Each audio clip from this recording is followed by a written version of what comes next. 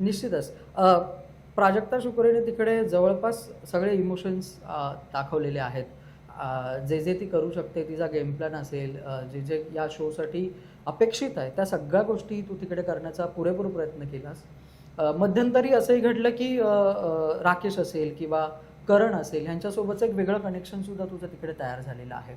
आणि असं होऊन जातं ना की बाबा आपण भावनेच्या भरात वाहून जातो, अनेक गोष्टी आपल्याकडून घडत असतात, तिकडे आपल्याला कोणीतरी समजून घेणाऱ्याची एक अपेक्षा असते, गरज असते. त्या गरजेपोटी अनेक गोष्टी घडत जातात. असं कधी झालंय? त्याच्यामुळे काही गोष्टी घडल्यात? नाही, डेफिनेटली तिकडे आपल्याला आपल्याला समजून घेणारे लोक हवी असतात. तुमचा माहोल लाईट करायला कोणीतरी बोलायला आहे अशी लोक हवी असतात. पण ज्याप्रमाणे ते बाहेर आले ना, तसलं काहीच नाही. ते फनी आहे, म्हणजे डोक्यावर हात ठेवण्यासारखं आहे ते, की अरे काय तुम्ही दाखवताय, जे काही नाहीच आहे. ते एडिटचा खेळ आहे, खरंच सांगते. आणि मी म्हणजे ऑब्व्हियसली हा प्रश्न येणार आहे, मला मी रेडीच होते. तर खूपदा उत्तर दिले, तर तू पहिल्यांदाच बोलते म्हणून तुलाही तो सेम उत्तर मी सांगते, की काय झालंय ना, की करंटचा एक गेम त्याने आमच्याबरोबर सगळ्यांबरोबर सुरू केला. हे असं मारणं, इकडे मारणं, इकडे मारणं. तो सचिन दादाला मारायचा, मला मारायचा, आयुष्यात. आता मुलगी त्यातनं मीच त्या ग्रुपमध्ये. चॅनलला हवं असतं की काहीतरी एक मसाला तर दाखवलं पाहिजे बाबा, आणि ही मुलगी काहीच देत नाही आम्हाला त्याप्रमाणे मसाला, तर काहीतरी तर आपण केलं पाहिजे.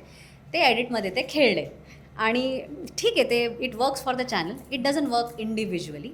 कारण मला कारण काय वाटतं? कारण टिकलीस तू, कारण नंतरही टिकून होतीस तू. हो, नाही काय सांग, त्या पर्स्पेक्टिव्हमध्ये सांगते की का नाही पटत मला, की जे नाही आहे ते नका दाखवू, असं मला नाही आवडत. आमची फ्रेंडशिप डेफिनेटली एक खूप स्ट्रॉंग आणि नॅचरल वाईब आमची जोडली, आणि ती राहणार, कारण ते नॅचरल होतं.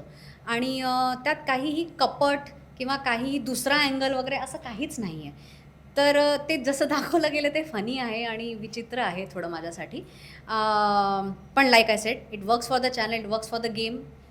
It's not in my control. Edit is not in my control. पण ऑनेस्टली मला असं वाटतं की तुझा इतका गोड आवाज आहे, तुझा इतका गोड चेहरा आहे, तू दिसकी तू सुंदर, कोणी होऊ शकतं थोडंसं घायाळ, आणि ते झालं असावं ना. राकेशने सुद्धा त्याचं मन व्यक्त मला केलं असं होतं. वाटतं राकेशनी पण ती मस्तीच केली होती. आणि ते काय असतं ना, की काहीतरी एक दिसायला म्हणून लोक ट्राय करतात, किंवा असं वाटतं की चला ट्राय करू, तर केलं असेल त्याने मे बी. पण त्यात काही असं सिरियसनेस मला नाही जाणवलं. आणि तेच मी म्हणते की तुम्ही लोक फक्त 1 तास किंवा 45 मिनिट्स, तो 1 तासच बघतो, आम्ही 24 तास इकडे राहतो. त्या कॅल्क्युलेशनमध्ये मला एक्झॅक्टली माहिती आहे की काय खरं आहे आणि काय खोटं आहे. तर असं काहीच नव्हतं रे. आता हा म्हणजे विषय म्हणून मी विचारतोय, कारण बरोबर, अनेक प्रेक्षकांचे विचारत असतील तुला तर. हा अनेक बरोबर. प्रेक्षकांचा असंही एक प्रश्न आलेला आहे की त्यांना जाणून घ्यायचं की प्राजक्ता बाहेर कमिटेड आहे का, नाही म्हणून असं काही. नाही नाही, पण मी या शोमध्ये जाण्याच्या आधीसुद्धा ना क्रिएटर्सला क्लिअर केलं होतं की मला या तऱ्हेचे अँगल्स नाही करायचेत. मी हा गेम नाही खेळणार आहे. कारण माझ्यासाठी रिलेशनशिपमध्ये पडणं एक खूप सिरियस आणि खूप एक इम्पॉर्टंट गोष्ट आहे. आणि मी ती असंच हलगर्जीमध्ये किंवा असंच करणार नाही. आणि मी तुम्ही लोकांनी समजा नोटीस पण केलं असेल हे, मला की मी सगळं खूप विचार करून आणि व्यवस्थित माझी मतं मांडणं असो किंवा माझे ॲक्शन्स असो. तर समजा माझं तिकडे कोणाबद्दल इंटरेस्ट डेव्हलप होत असेल, तर मी असं वेडेपणा का करेन जसं दाखवलं गेलं आहे. तर हे समजून घेतलं पाहिजे लोकांनी, की आम्ही बॅकबेंचर स्टुडंटसारखं बिहेव करत होतो. आम्हाला खूप राग पण मिळत होता बिग बॉसचा, आणि त्या गोष्टीमध्ये पण मी त्याला रागवत होते आणि स्टॉप करत होती की नको करू, आपल्याला रागवतील.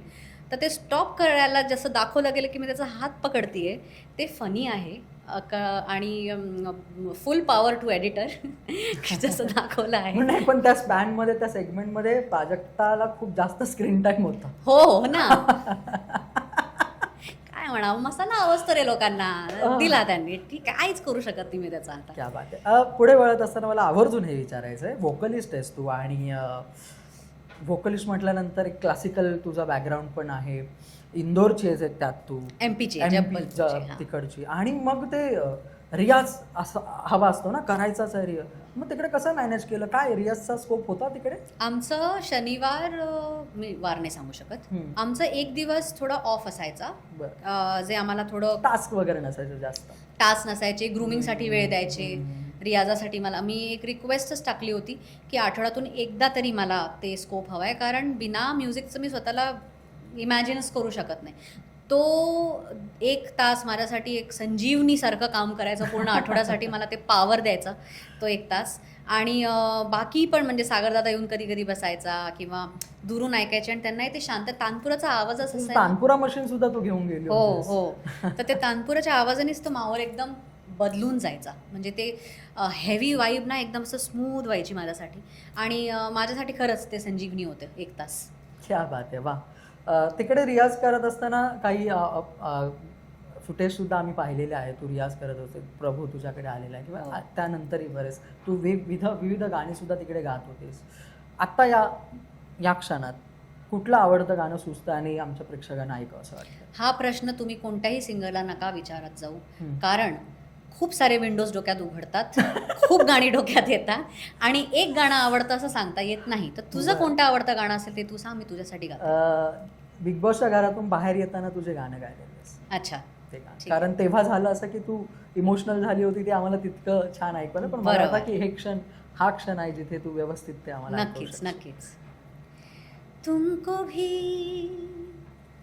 है खबर, मुझको भी है पता,